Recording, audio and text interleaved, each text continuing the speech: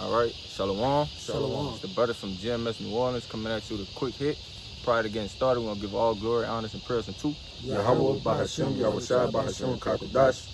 double honors to the apostles and elders of Great Millstone. Peace and salutations to the hopeful elect. Shalom. Shalom. All right, and we just going to get into we are about to receive the true riches of the things that's on that have actual value to them. We're gonna receive that again.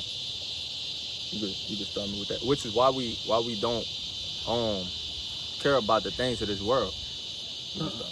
This is book of Matthew chapter 6 and verse 19. Lay not up for yourself treasures upon earth, where mold and rust doeth corrupt. Moth. It's like it. Where moth and rust doeth corrupt. And where thieves break through and steal. Verse 20. But lay up for yourself treasure in heaven, where neither moth nor rust doeth corrupt, and where thieves do not break through nor steal. Okay, so what are the things that's corrupted? Everything that pertains to riches on this side, which is the money. The money's fake. Okay, the different anything we attain on this side is gonna be destroyed. So that's the things that's able to be taken from us. And it says, read the latter part. But lay not up for yourself treasures in heaven.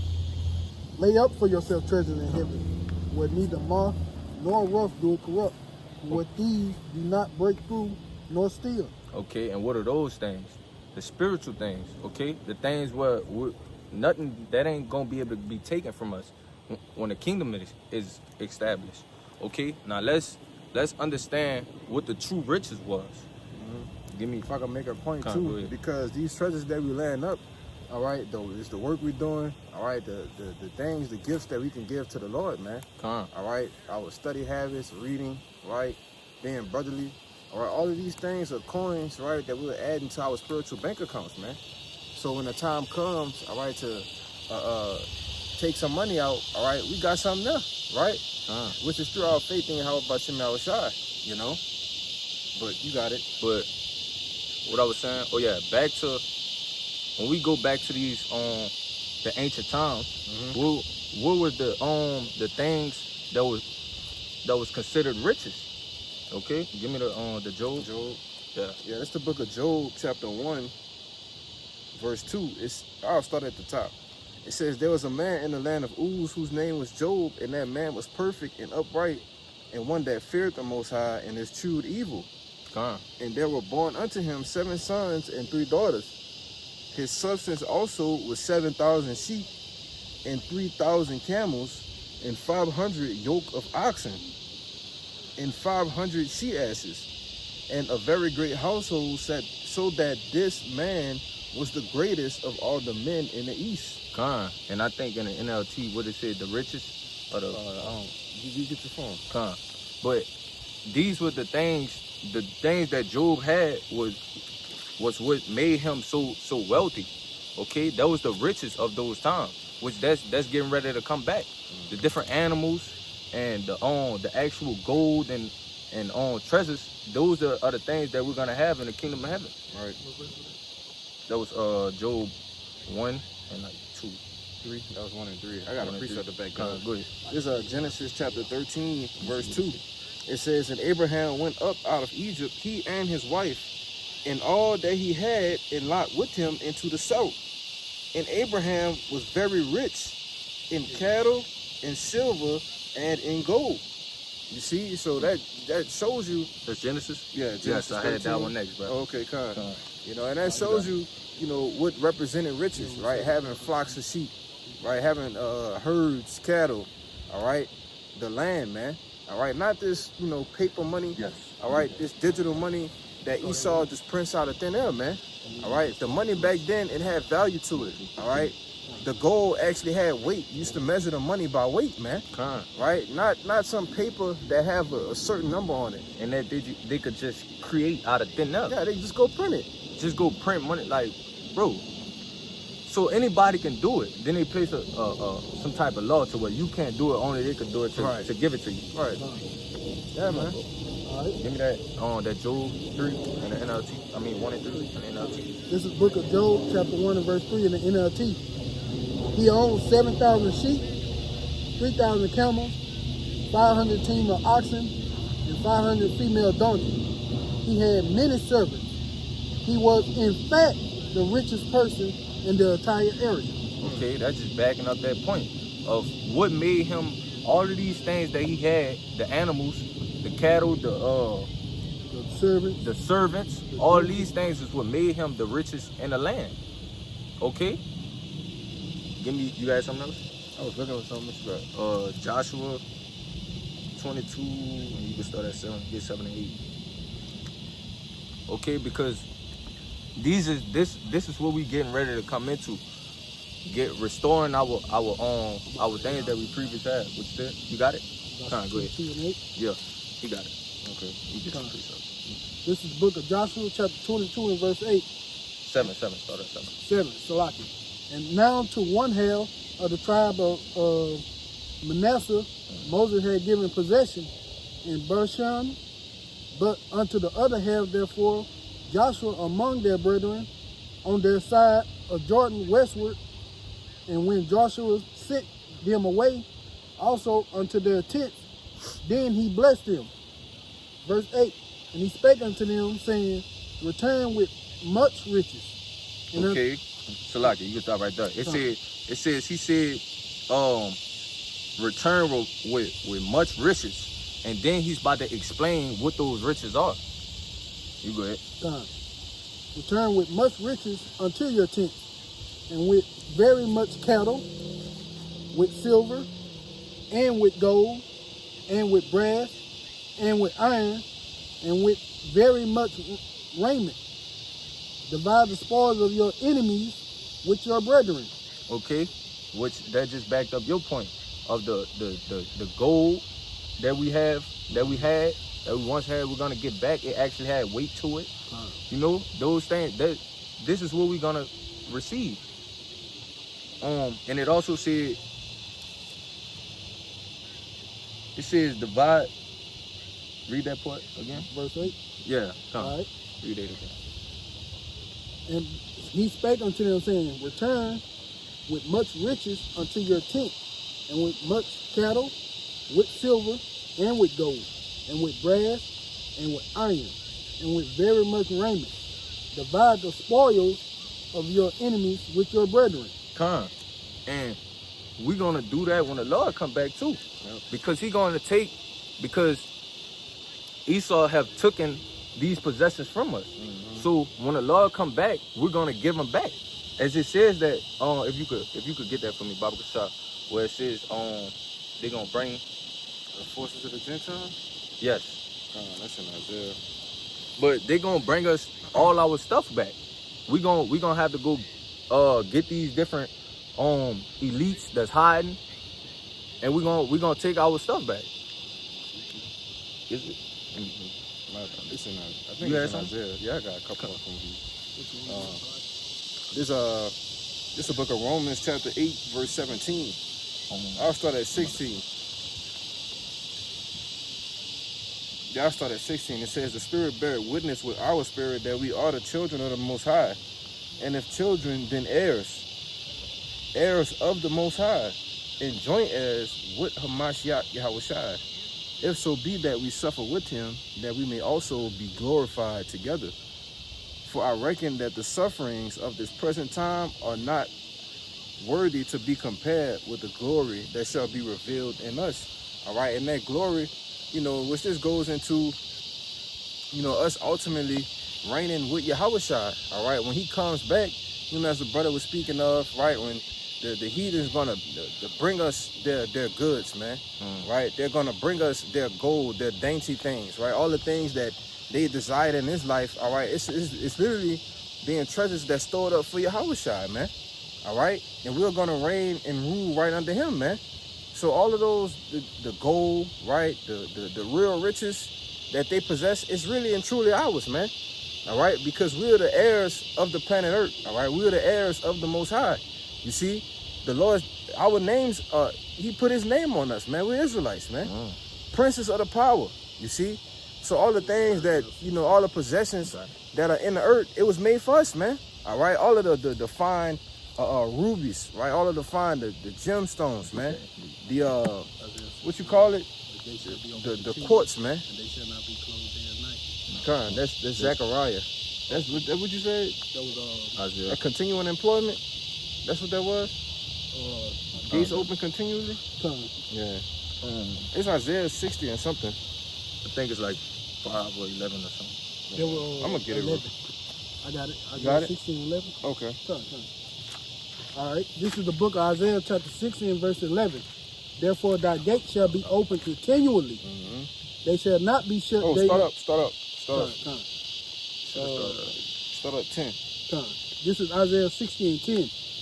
And the sons of strangers shall build up thy walls, and their kings shall minister unto thee. For in my wrath I smote thee, but in my favor have I had mercy on thee. Verse 11. Therefore thy gates shall be open continually. They shall not be shut day nor night, that men may bring unto thee the forces of the Gentiles, and that their king may be brought. For the nation and kingdom that will not serve thee shall perish. Yea, those nations shall be utterly wasted. But that's just bragging up that point of how these heathen is, first of all, they're going to come give us their possessions. They're gonna get put to then, work, and man. then they're going to get put to work right That's afterwards. Okay? These different elites is going to be the first fruits of slavery. Yeah. Okay? Immediately after when the kingdom is when the Lord come and destroy this place and our kingdom is established, they going straight to work. That's it. Okay. Get that in, Hey, let me get that in the end to y'all. Come on, go ahead. Yeah, Isaiah 60 and 11. Your gates will be open continually. They shall not be shut day or night, so that people may bring to you the wealth of the nation, with their kings led in procession. That's plain. You want to speak on it? Yeah, they're just showing you, like Abraham had, we not only going to have wealth, but we're going to have servants as well. That's We right. show you that you have wealth because you have people serving you. You got it out. And also, these are the things that actually had value. Okay, they had use. When you have servants, that's the reason you don't have to do different things for your own. Like, you don't have to do that. That's why you got servants to handle the different things or the different matters that you don't have to get up and do yourself. Bro, we ain't gonna be giving ourselves a bath in the kingdom, man. We're gonna have women servants to come in and give us a bath, man. Yes, bro. Right? They showed you that in what that movie was? Eddie Murphy, man. Coming to America. Coming to America. You know, she came from up under the water. Hey, the royal penis is clean, Your Highness. You know? Hey, man, this the power that this. Hey, man, that's true riches, man. Right? That's how we know that we've made it, man. All right? Being on top, having servants, man. You know? Go ahead, brother. Think about, go back to Abraham again. Step back a little bit. Remember when he was on his deathbed, he told his servant, hey, go get a wife for my son from my family. Yeah. Yes. That shows that even on his deathbed, I ain't even got to do nothing. I know you're going to do it for me. Go get my wife for my family. Yep. Which that's gonna return to us, man. Yeah, man. That royalty, that king state. Yeah. We gonna get all that back. I'm about to get one. I got something. Bro, I had another precept I was thinking about. I think it's Isaiah 1. I went too far. You got something, Yeah. bro? This is Psalms 2 and 8. Ask of me, and I shall give thee the heathens for thine inheritance, and the uttermost parts of the earth for thy possession. And we know that Yahweh was talking to Yahweh, but with us being co-heirs, that also going to trickle down to us. So we're not only going to have wealth and riches, but we're going to have the whole world. You got it out. 1 and 26. I was right there. It's Isaiah 1 and 26. it says, and I will restore thy judges as at the first, and thy counselors as at the beginning. Afterward, thou shalt be called the city of righteousness, the faithful city. Right? And that's what the Lord is doing now. All right? He's restoring the judges, all right, as he did in the first, man. All right? As you can see that the men of the Lord are out here back on the highways and byways teaching, prophesying, all right? Making us those righteous judges again. You see? And what comes with being a judge? Rulership, dominion, all right? You got to be able to make kingly decisions as King Solomon did, man. You see? And that's all a part of what's coming in the kingdom of heaven, man. Right? You got it. Give me that. Come on. This is the book of Isaiah chapter 14, starting at verse 1. For Yahweh will have mercy on Jacob and will yet choose Israel and set them in their own land. And the strangers shall be joined with them, and they shall cleave unto the house of Jacob. Okay, and that strangers right there is not the heathen. That's talking about the Israelite foreigners that's scattered. They're gonna be joined back unto us. Go ahead. Verse 2, and the people shall take them and bring them to their place. And the house of Israel shall possess them in the land of Yahweh for servants and handmaids. Right, and that shows you, right, if you are rich, right, I don't even like to use the term rich, you know. I like to use the term ruling, you know. When you're ruling, you have people that's subject to you, right? You have slaves, man, right? That shows you, it said when Job and Abraham, they had cattle, right? What's the other?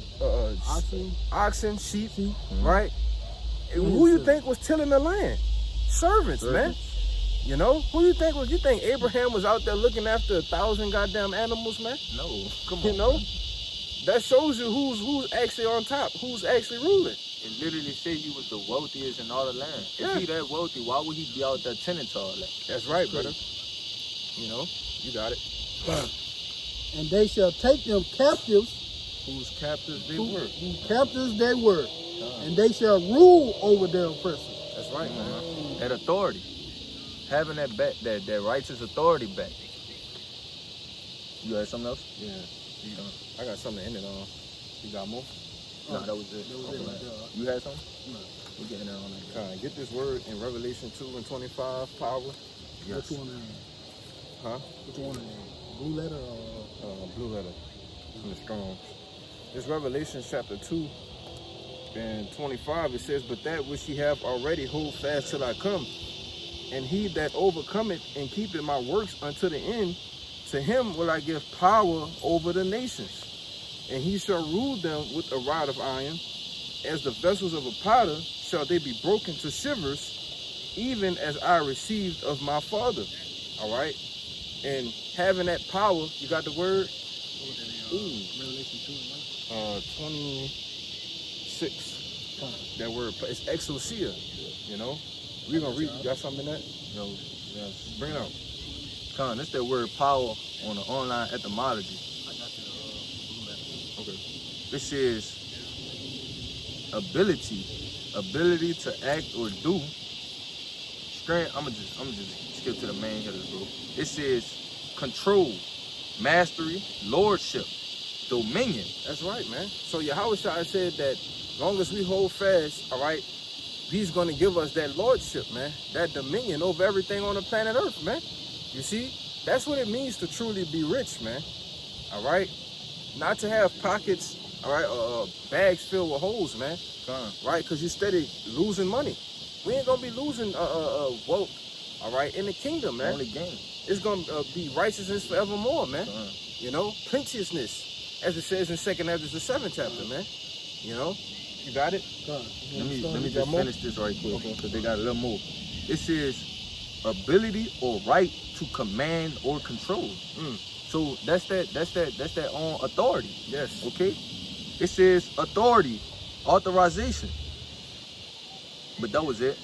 Just backing up that point or that power or that authority that we're gonna receive from from Yahweh Bashim outside. What you got? You want me to start in the outline usage? What is Just start. You can read it all, man. Con. Shit. Like you say, the word is exousia. Exousia, Strong G, 1849. First definition and outline of biblical usage. Power of choice, liberty of doing as one pleases. A, leave or permission. 2, physical or mental power. So spiritual powers. Yeah. The ability or strength with which one is endowed, which he either possesses or exercises. Read that one again. Con. The ability or strength which one is endowed, which he either possesses or exercises. Go ahead. 3, the power of authority, influence, and right of privilege. 4, the power of rule or government. The power of him whose will and commands must be submitted to by others and obeyed. Absolutely. You got Read it. that one again, brother. Read that one more time, Baba. Definition 4, the power of rule or government. The power of him who will and commands must be submitted to by others and obeyed. Yeah. Okay, so who's gonna come up against us? Come on. It says must be obeyed. Will, commands, everything got to be done on the snap of a finger, man. So when it's spoken, action. Yes. No, Yes. Ain't no second ain't guessing. ain't no we about to debate about this. Ain't no debate. Ain't no debate, man. Oh, we could debate, all right. Yeah. We're gonna be going to the spirit world. Come on, bro. 50 feet in the air. 50 feet in the air. Next. All right. Universally, authority over mankind. Come on. Come on, bro. And that shows you what the true riches is, man. Right? When they go back to that Matthew 6, all right, the treasures that we are laying up for ourselves, this comes with it, man. You know? That's what we receive for putting that work in now. Exactly, bro. The treasures we storing now is for to receive that treasure. Exactly. Oh, man. Come on, bro. Man. Specifically, Got something? Yes. the power of judicial decisions. 2, of authority to make domestic affairs. What's this? I think that was it. Yeah, that was Con. it. Oh, man. It's not like you could end it, brother. I don't know if I'm going to find it. I thought it was right here. It might be in 1 Corinthians. Shit. What you looking for? They say we had this treasure in earthen vessels. Yes, I know what you're talking about. I think it was 2 and 13.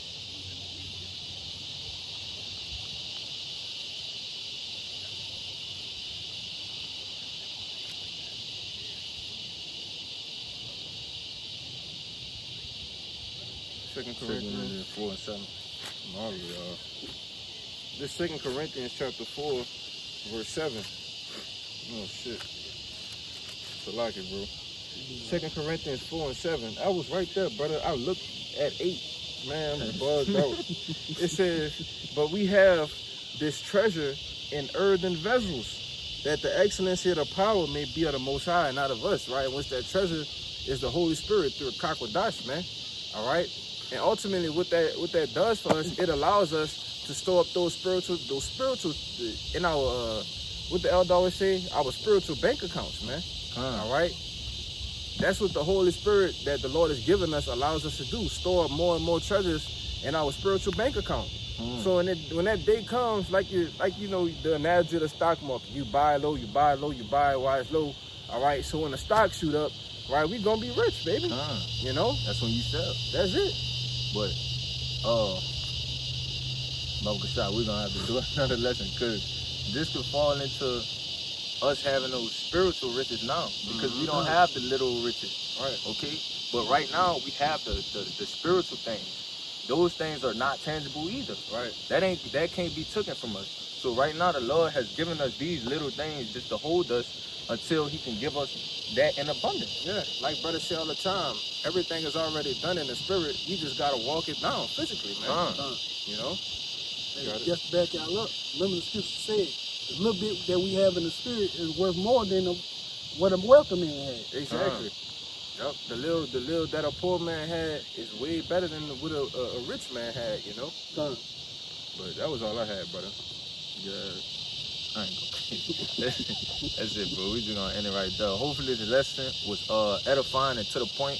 Prior to getting out of here, we're gonna give all glory, honors, and prayers unto Yahweh, Ba'ashem, Yahushua, Ba'ashem, Kakadash. Double honors to the apostles and elders, a great millstone. Peace and salutations to the hopeful elect. Shalom. Shalom. Ababa Ba. Ababa Ba. Kwame Yasirala. Kwame Yasirala. Shalom. Shalom.